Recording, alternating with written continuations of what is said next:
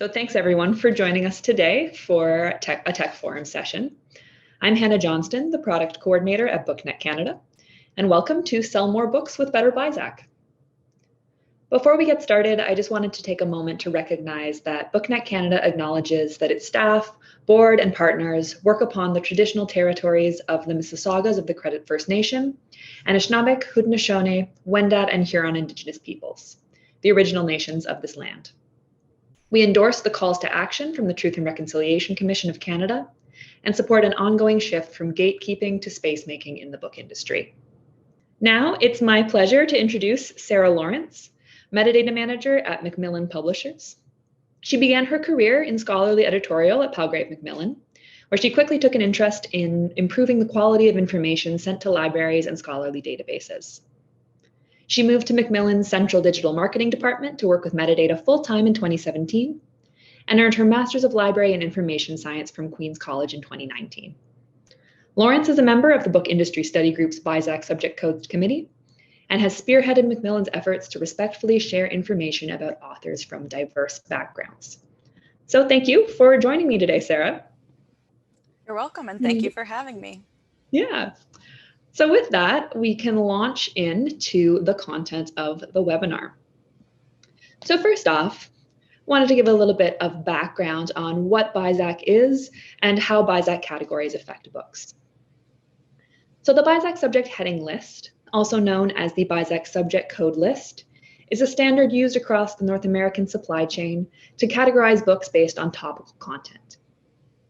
The subject heading applied to a book can determine where the work is shelved in a brick and mortar store, how major online retailers like Amazon or Indigo categorize it, or the genres under which it can be searched in an internal database. When used correctly, BISAC subject categories help readers find the books that they'll love. And making use of the updated BISAC subject list gives books additional advantages.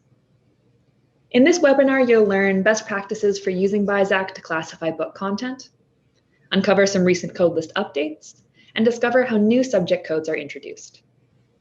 We will also spotlight a subject heading of particular interest to the Canadian supply chain, codes to identify Indigenous literature, and highlight additional updates enabling greater diversity, equity, and inclusion in the codes on the list.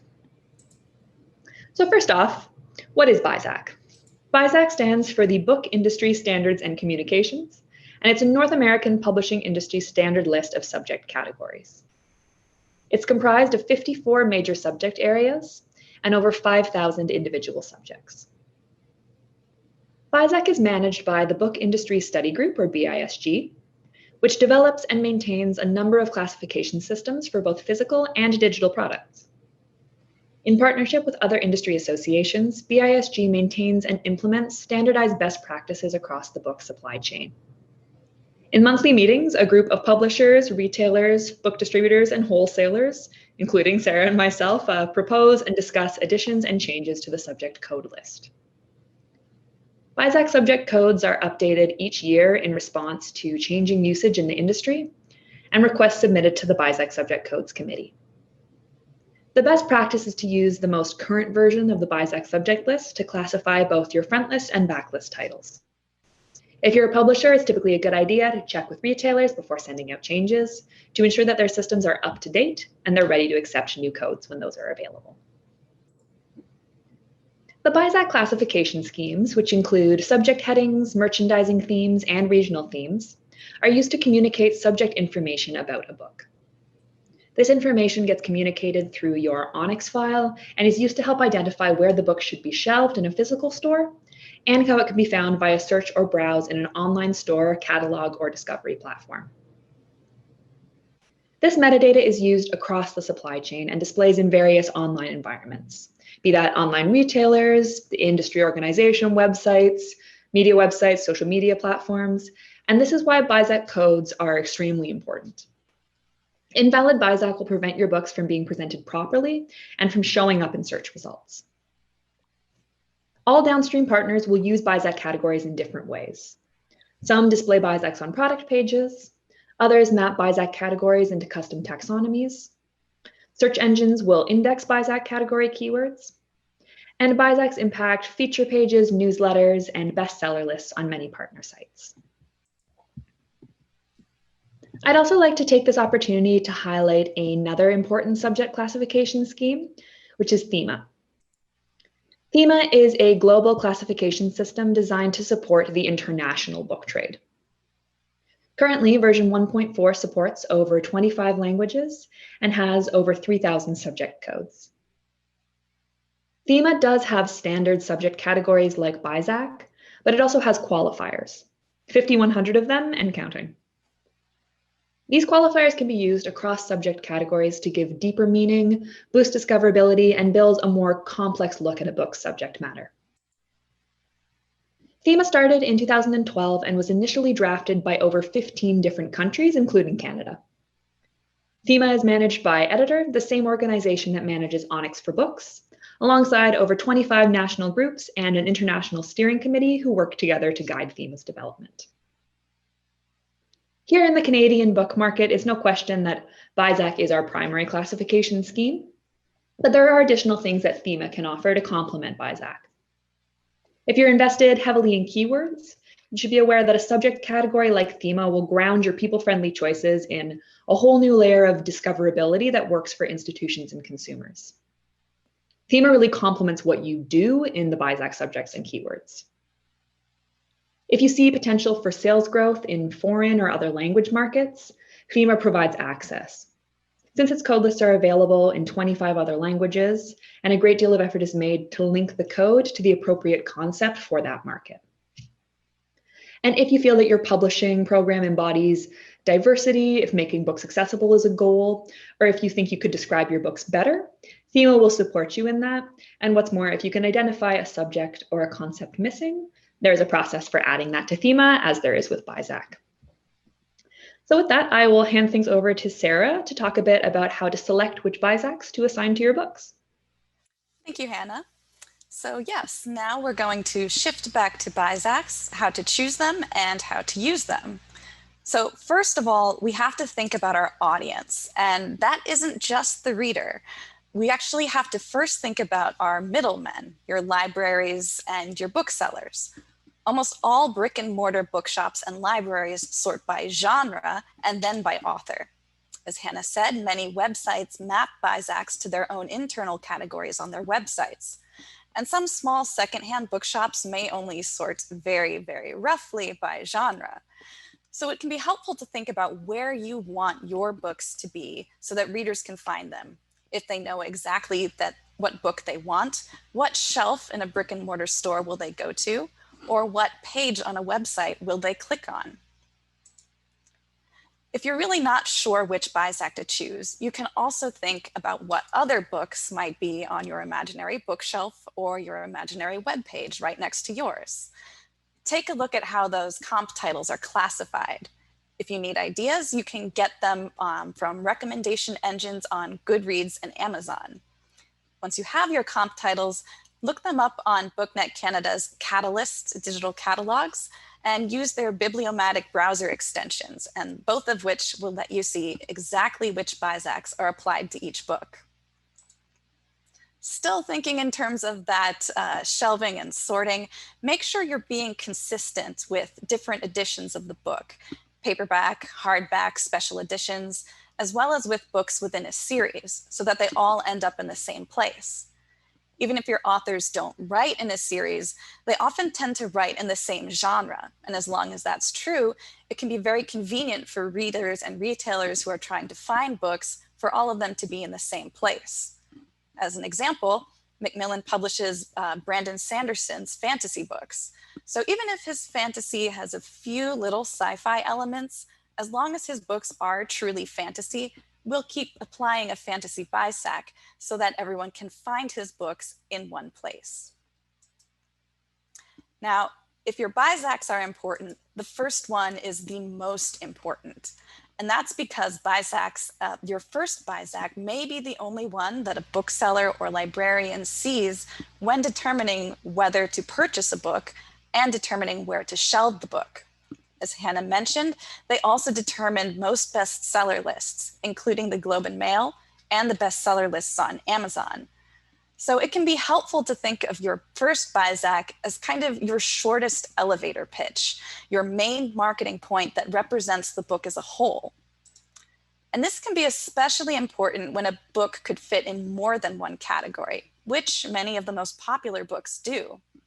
So as an example, here is Yuval Noah Harari's *Sapiens: A Brief History of Humankind*, which published in 2015.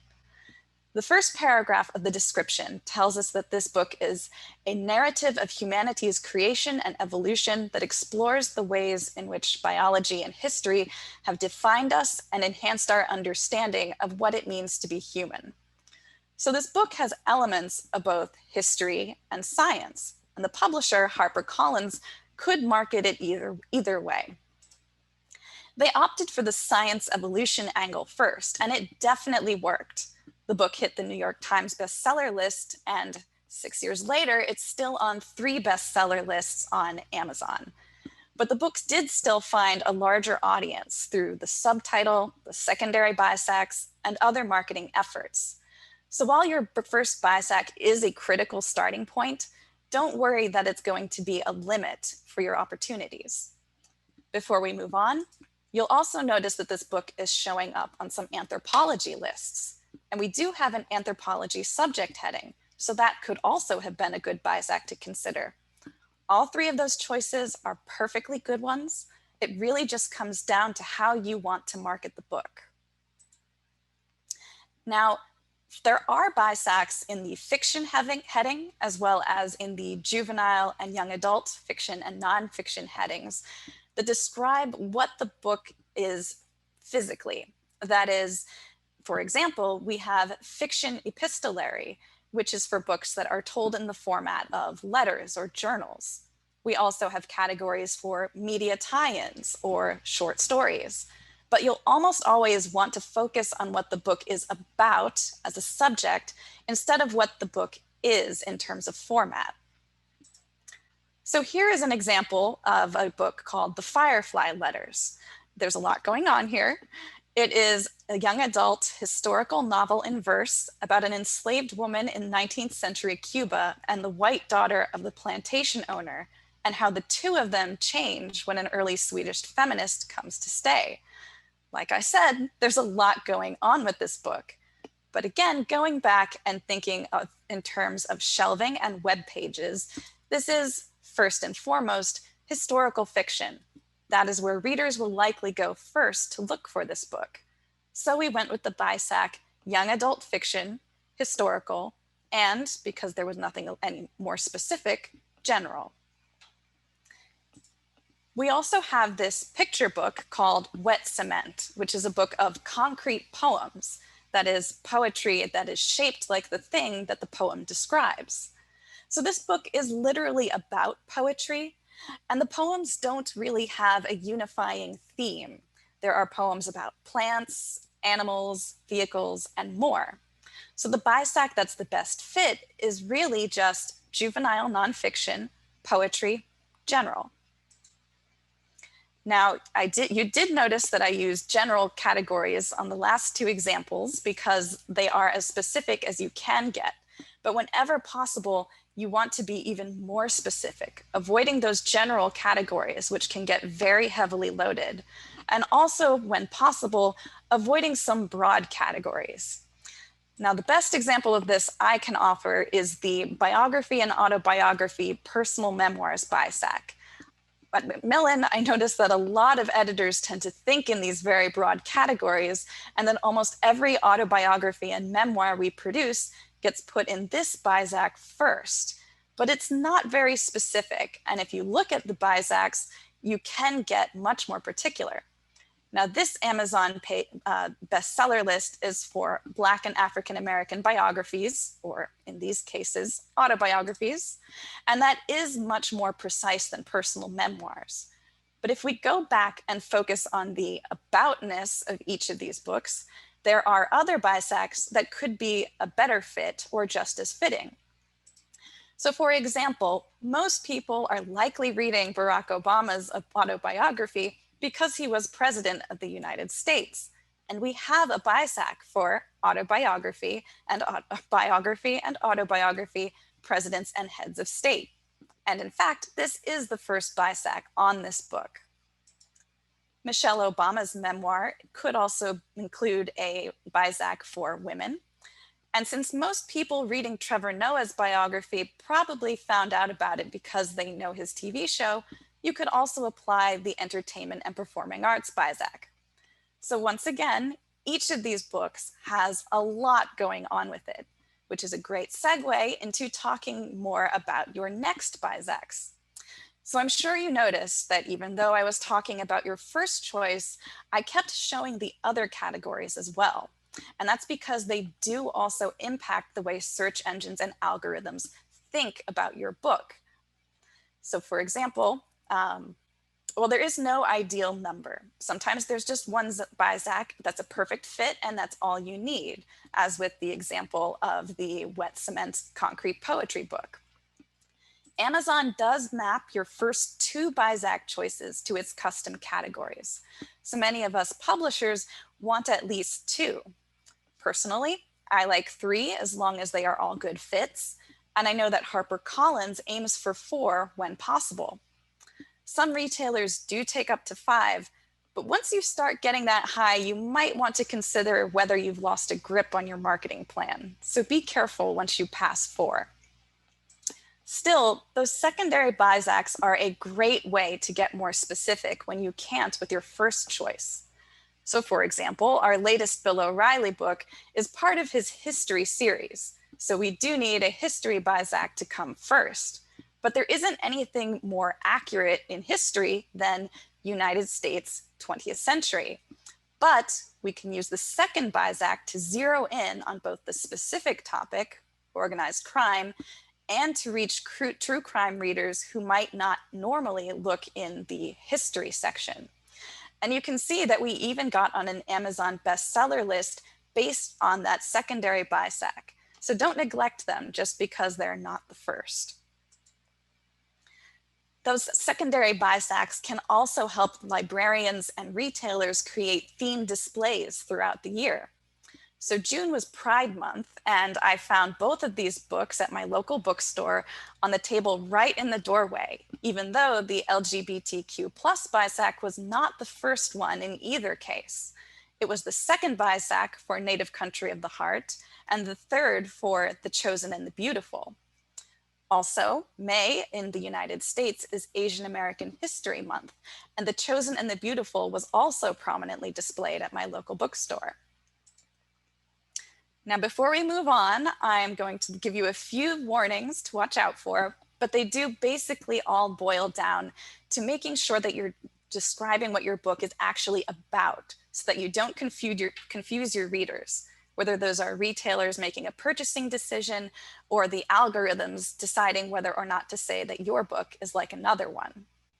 So first, don't mix fiction with nonfiction categories.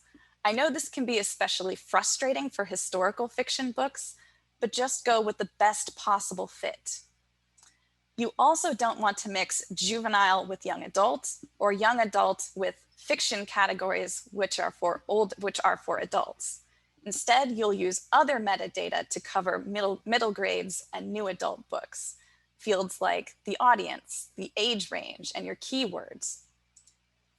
I mentioned not including more than 5 categories, partly because it can just be spam, and also because once you hit 5 or more, some data aggregators that provide cleanup services for their clients may decide to recategorize your book, and they won't always ask you first. So keep control of your metadata, and that includes being honest. Don't just stretch the truth to try to add more BISACs because it's just bad marketing. Readers will notice, and I have been through many Goodreads reviews and Amazon reviews, and they will comment on the bad marketing. Plus, anyone who's looking in a different section and finds your book isn't going to buy your book because it's not what they're looking for. So just focus on what your book really is about and help your readers out. All right, now it's time to move on to the fun stuff. So the 2020 edition of BISAC subject categories is live and being accepted by all major retail partners. But 2020 is even more exciting than most editions because usually the BISAC committee adds some new categories, renames a few, does some organizing, but we also had two big changes this year.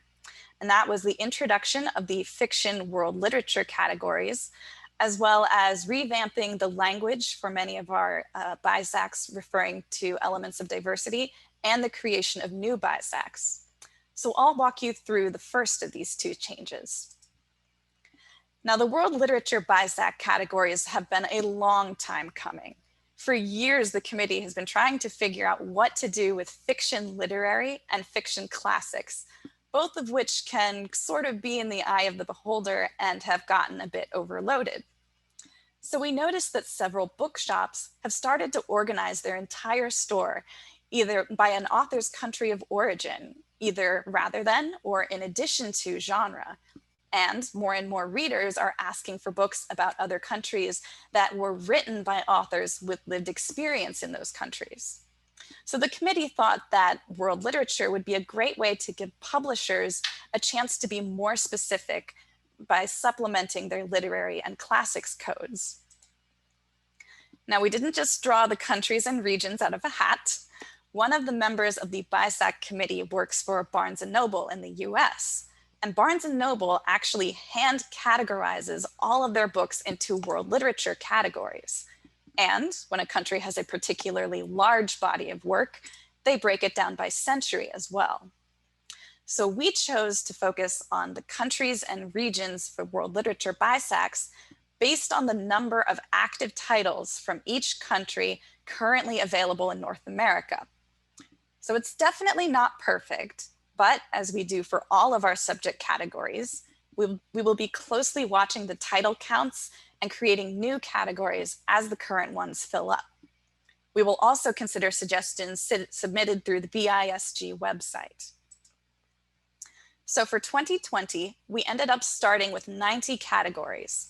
They're a mix of continents, such as Asia General, regions, such as Oceania, and specific countries, such as India. And we also adopted Barnes & Noble's practice of breaking the most heavily populated categories down by centuries. Now, the world literature BISACs are not just about the setting of the original language in which a book was published. It represents both the subject of the book and the author's connection to their subject. So for the purposes of the BISAC categories, the definition of world literature is a serious literary depiction of life in a nation or region as written by an author native to that nation or region. So this does mean that we need to be careful when using these categories, because as the world becomes more globalized and our understanding of identity becomes more nuanced, we need to respect that authors may not identify with the categories that are currently available. So using these BISACs should be part of the larger conversation that you have with your author in any case where their identity might be a point of potential interest for readers. Now, when considering whether a world literature BISAC is appropriate for your book, it helps me to think about whether a sample of my book would fit thematically in a literary collection focused on the author's country or region. So the categories, put another way, the categories should be used for books that a country might consider to be part of its national literature. That is, books by residents of that country who are writing about their home country. So just some quick examples before we move on. First, we have Mikhail Bulgakov's The Master and Margarita. Bulgakov was a Russian author writing in the Soviet Union, and this book is, among other things, about life in the Soviet Union. So it fits neatly into the world literature Russia 20th century category. Next, we have Shirley Hazard's The Great Fire, which is set in several countries, but none in which she had any substantial lived experience. So this book would not get a world literature category. And finally, we have Hermann Hesse's Siddhartha, which is a classic of Buddhist literature, and we do now have a fiction category for that, but it is set in India and the author is Swiss German. So this book would not get a world literature category. So just to wrap up, remember that BISAC categories are for marketing each book to the audience that is most interested in buying, borrowing, and reading that particular book. The world literature categories are part of that effort, and they're a response to customer interest as it was reported to us by publishers and by booksellers. So the world literature BISAC should always reflect that author-subject combination in order to be useful to retailers, libraries, and readers. And now I'm going to turn it back over to Hannah. Thanks, Sarah. So as Sarah mentioned, we were pleased this year to make several changes to the BISAC list to support more diverse and inclusive BISAC codes and introduced updated language that better reflects modern vocabularies and is more appropriate. So inconsistent and non-inclusive language has been updated across subjects to use preferred terminology. This has resulted in several list-wide literal changes. So for example, all instances of African American were changed to African American and Black, which affected 19 headings. Hispanic American was replaced by Hispanic and Latino in 3 headings. LGBT was updated to LGBTQ+, which resulted in changes to the literals of 38 headings. And finally, Native American was replaced by Indigenous Peoples of the Americas, a change that we will discuss in greater detail in just a moment. Aside from the changes to existing language, several new codes were also added to the BISAC list to better reflect a wide variety of human experiences. The examples on the screen are a sampling and are not comprehensive of all the recent changes made, and you can check out the 2020 BISAC edition to learn more and see the full list of editions. The BISAC committee is continuing to work to ensure that the codes best represent the appropriate language when discussing identity and reflect a wide diversity of lived experience. It's a priority, especially for BookNet staff, to ensure that justice, equity, diversity, and inclusion principles are applied to the BISAC codes, and to continue to modify the list to better serve the needs of the book industry and readers. Our goal is to make sure that all readers are able to find themselves in the books that they read, and we see these updates as a step towards easier discovery of those books. 2 of the new codes shown on the previous page include the same term, own voices, and I'd like to just provide a little more detail about what this code is and how it should be used. The term was first introduced in September 2015 by author Corinne DeVie, and her suggestion was simple: to use #OwnVoices to recommend books about diverse characters written by authors of that same marginalized group. So the BISAC code itself is intended for books about members of historically marginalized groups written by authors with lived experiences in those groups. Own voices is more of a marketing term than anything else, and it should only be added with the author's express approval and their consent. You can also learn a little bit more about the new #OwnVoices BISAC subject code in our February podcast on diversity in the Canadian book industry, which is available on the BookNet Canada website. As we previously alluded to, in 2020, BookNet Canada brought forth a proposal to replace the term Native American in the BISAC code list. The newest edition of the list replaces the term Native American with Indigenous Peoples of the Americas, where it's not specifically referring to the United States of America, and you can see examples of affected codes on the screen now. According to Elements of Indigenous Style, a guide for writing by and about Indigenous peoples by a Pasquayack Cree author, Gregory Younging, the term Indigenous includes original inhabitants from around the world. And it's the term that best encompasses the Inuit, First Nations, and Métis in what we now call Canada. A new heading for the BISAC list has to serve a North American focus and support the entire book industry. In this context, we need to understand how and where the subject metadata is going to be used. What search terms are North American readers likely to use to find Indigenous literature? And is the use of the term sufficient if your audience is Canadian, but also translates if your audience is American?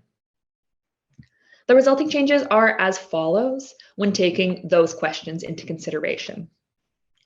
The term Aboriginal still appeared some places in the BISAC codes in the 2019 edition, and that's been dropped in all places. A US and Canada split has been maintained in the codes where appropriate. So where the United States is specifically being referred to and is identified, the term Native American has been maintained as it's the preferred language in that territory. Otherwise, the change has been made to Indigenous peoples of the Americas to be clear that South America is included, but to differentiate from books about Indigenous peoples from elsewhere around the globe. The intention with this change is to preserve the current meaning of all codes while removing language that is offensive in a Canadian context. We see this as a first step towards removing outdated and potentially harmful language from the subject code list. Moving forward, Sarah and I and the BookNet team are committed to continuing to address deficiencies in both BISAC and FOMA as they apply to Indigenous literature. There's still a lot of room for improvement, and we're continuing to seek feedback on how we can improve the list. So if you have questions, suggestions, or would like to discuss further, you can contact us at standards@booknetcanada.ca. We see this change as the first step in reconciliatory efforts, and we're excited to continue to work to improve how Indigenous literature and books can be best represented through BISAC codes. So finally, I wanted to share a few resources that may be useful to you if you're excited about BISAC and want to learn more. The first item, we have BookNet Canada's guidelines for subject and regional classifications in the Canadian market. You can also check out BISG's BISAC classification schemes, including the full 2020 edition. The FOMA classification scheme, if that got you excited and you want to learn more. And also our BISAC to FOMA translator tool, if you want to try applying some of your BISAC subject codes and translating those into FOMA to apply your books and better categorize them. So I think with that, we can move on to our Q&A session. So Sarah, I think I will start with you. We have a question, if there's a drawback to going very granular in our BISAC codes when there may be lots of options for the aboutness of your book, and especially when this applies to a primary BISAC. I mean, I think as long as you are leveraging some of the broader categories as well in your secondary BISACs, going granular is almost always better. I think the exceptions might be if in genre fiction, I see this a lot. In fantasy, in thrillers, romances, in those cases, yes, if it is solidly a romance, you will want to use one of our romance categories. And then if there is something, if, for example, you want to use one of those epistolary subject categories, you would use that as a secondary choice.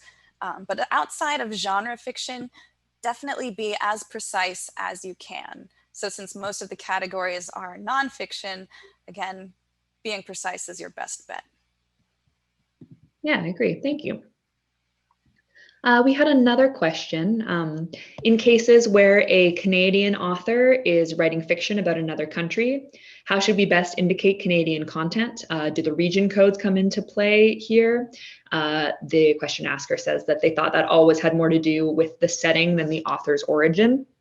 That is correct. The best way to do that actually is using your ONYX metadata and adding the Canadian contributor flag. So in your ONYX, when you're listing the contributors, you can actually indicate the author's place of origin and which country they're associated with. And that's the best way to do that, because then that feeds out to all downstream partners, and it can enable things like here at BookNet and some of our products, we add a little flag to show when the author is Canadian. So that's a great way to do that. You have anything to add to that, Sarah? Yes, actually, I do know that some partners may not receive that information. So this goes a little bit back to the topic of world literature and how it may not always be a best fit. Make sure that you are identifying yourselves in your biography or autobiography the way that you want to be identified. Some people may not see their country of origin as worthy of mention, but at the same time, a lot of bookstores are interested in carrying local authors. So if that is something that's important to you, make sure that you include that in your biography as well. Mm-hmm. Yeah, and it is possible in ONIX to indicate when you're adding that country modifier to explain in what capacity the contributor is associated with that country. So it doesn't necessarily have to be origin, could be lived in, thrived in. There are multiple options you can use. Another question, how do the Own Voices codes work with or instead of world literature? That's a really interesting one because they're similar and the best practices for applying them are also very similar. And I think the key difference is that Own Voices is specifically for marginalized groups and stories about marginalized people. So for instance, if I, as a Canadian white woman, were to write a book about Canadian history, that could be world literature, but it's not going to be Own Voices because I am not writing from the perspective of a marginalized community. Do you have anything else pertaining to that, Sarah, that you would add? Yes, I think that in addition, I see the Own Voices as another one of the supplements, rather like media tie-in, where it is important, but it's not necessarily the primary subject of a book in most cases. But some people might opt to use a world literature category as their primary BISAC. So in that sense, the world literature BISACs will get, foremost setting, would get preference in those cases. Mm-hmm. Yeah, that's a good point as well. Own Voices is technically not a subject, so that's also, yeah, it's sort of a little bit different. Kathy brings up a point saying FEMA allows so much more flexibility. I understood that BISAC might eventually be replaced by FEMA. Any thoughts on this would be welcome.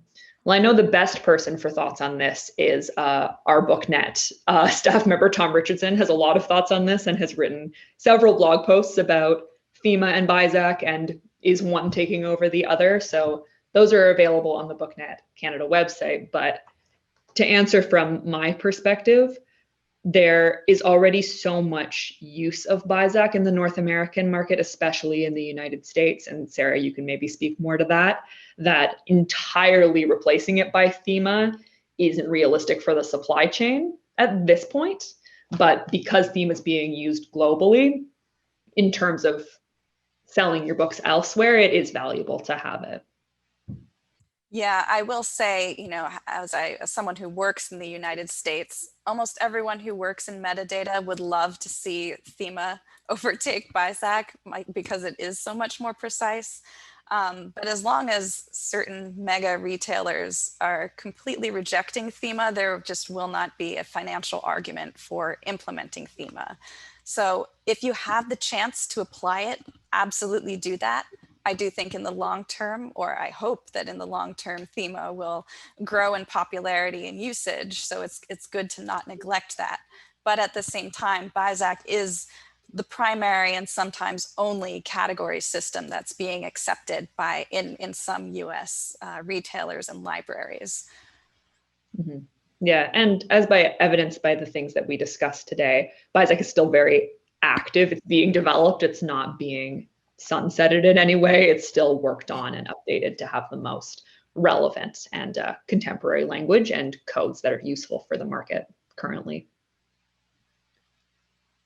Mariana says, thank you for broadening the BISAC categories. Thank you. And they're very relevant for the ebook industry, of course. Is there any plan to broaden the specific categories concerning Latino and Africa, since those places have a variety of countries and cultures? I think in world literature, you spoke to this a little bit, Sarah, that was based off Barnes and Noble and what is available currently, sort of the range of titles that are present in the market. So it can be a little bit of a bit of a chicken and egg thing, because we want to have the codes be as representative so that any book that anyone can write, there's a code that is able to be properly attached to it.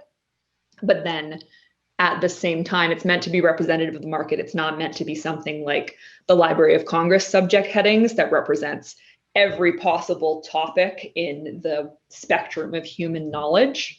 But I think definitely BISAC has in the past leaned more towards a Western kind of Christian perspective in terms of where we go deep in the codes and where we don't. So in answer to your question, yes, I think there is a lot of opportunity to go more deeply into that and get more granular with some of the more diverse codes. Yeah, as Hannah knows, there was quite a bit of dissatisfaction on the committee when we were talking about this and, you know, wishing we could get more granular, but it does come back to the fact that BISAC categories tend to be more reactive than proactive, which can be a little painful sometimes. But I know that a lot of publishers are doing initiatives to publish authors from other parts of the world. So I look forward to, in the next few years, expanding these categories and being more inclusive. BISAC does actually have a regional themes categories, which are much more granular, but as with FEMA, it doesn't really get a lot of uptake and has unfortunately fallen by the wayside. But hopefully we'll get to that level of granularity at some point. Definitely. Somebody else mentioned that country of origin is problematic for some of our Indigenous authors. I can definitely see why that would be. Sounds as though using thrived in might be a good workaround. Yeah, there's one for lives in as well, born in and died in. I can't remember all of them off the top of my head, but that's a very good point. And that is why, you know, definitely speaks to why author identity needs to be discussed with the author. There is definitely the possibility of misuse of these terms. You know, once that information is out, you can never call it back. So make sure you have that discussion with your author first about whether they are even comfortable being classified in such a blunt way.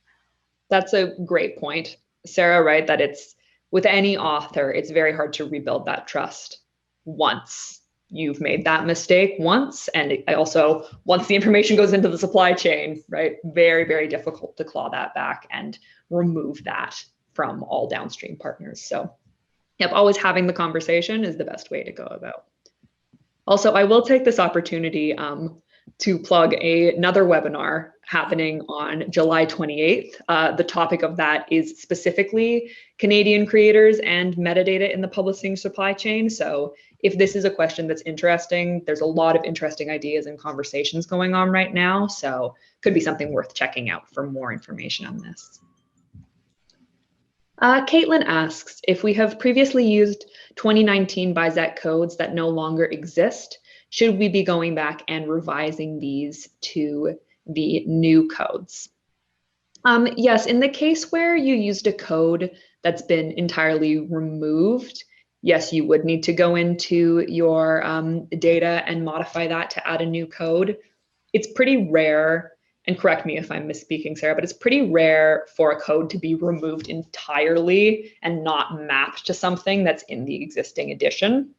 Yeah, so in most cases, you should be fine, but it's always a good idea to review the new headings when they come out and make sure that you haven't lost anything in the changes. I believe we do also provide a list of headings that have been either revised or removed, so you can check that as well. For sure. Right, and we have one more question. What other subject categories are you hoping are updated or added? I'll throw to you first, Sarah, to answer. Ooh. Personally, you know, just having become a little more involved with BookNet Canada, I'm starting to wonder why we have so many United States specific categories and not as many for Canada, particularly we have huge breakdowns in political science. Personally, for family reasons, I'm also I would love to find a way to update the language around the former Soviet Union. That's a bit of a pet project that will probably not be taken on And a more general update, the term America has always kind of rubbed me wrong. I would love to see that replaced with United States wherever appropriate. But those are major changes, so. Yeah, though I too, thank you for the shout out to Canada. It is really funny when there are, 18 headings for a United States topic and Canada.